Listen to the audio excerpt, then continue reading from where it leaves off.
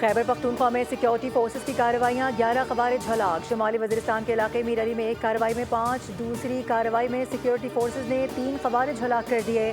میران شاہ میں جھڑپ میں 2 مارے گئے۔ ڈیرہ اسماعیل خان کے علاقے درابن میں 1 خارجی ہلاک۔ آئی ایس پی آر کے مطابق ہلاک خوارج سے اسلحہ اور گولہ بارود برآمد کیا گیا۔ سیکیورٹی فورسز کا علاقے میں کلیئرنس آپریشن۔ پاکستان سے دہشت گردی کے خاتمے کے لیے سیکیورٹی فورسز پرعزم ہیں۔ صدر، وزیر اعظم اور وزیر داخلہ کا سیکیورٹی فورسز کو خراج تحسین۔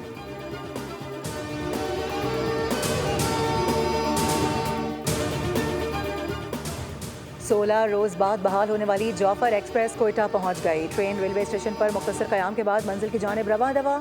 روانگی سے پہلے مسافروں کی مکمل تلاشی اور اسکیننگ کی گئی۔ ٹرین کو 11 مارچ کو دہشت گردوں کے حملے کا سامنا کرنا پڑا تھا۔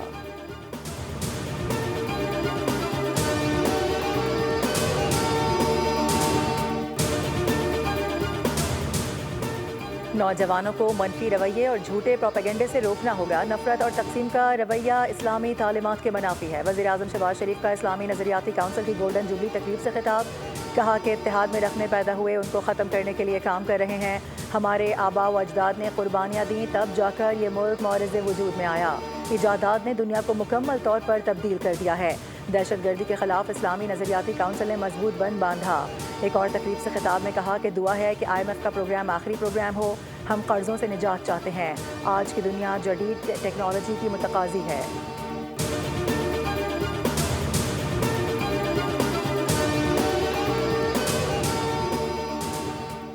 اور شب قدر کی تلاش، ملک بھر میں عبادات اور نوافل، مساجد میں ذکر و اذکار کی محافلیں، ختم قرآن اور تلاوت کی صدائیں، گھروں میں بھی خصوصی عبادات کا اہتمام۔ 3 روزہ محافل شبینہ کا بھی آغاز۔ اسلام آباد کی فیصل مسجد میں محفل شبینہ کا روح پرور اجتماع۔ خصوصی عبادات میں دفاع وطن میں کمر بستہ جوانوں کے لیے خصوصی دعائیں مانگی گئیں۔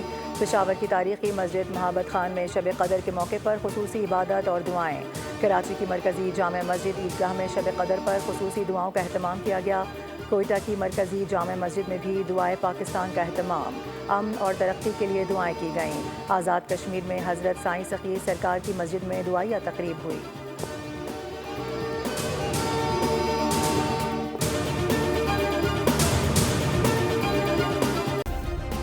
سبسکرائب کریں اور بیل دبائیں تاکہ کوئی خبر رہ نہ جائے۔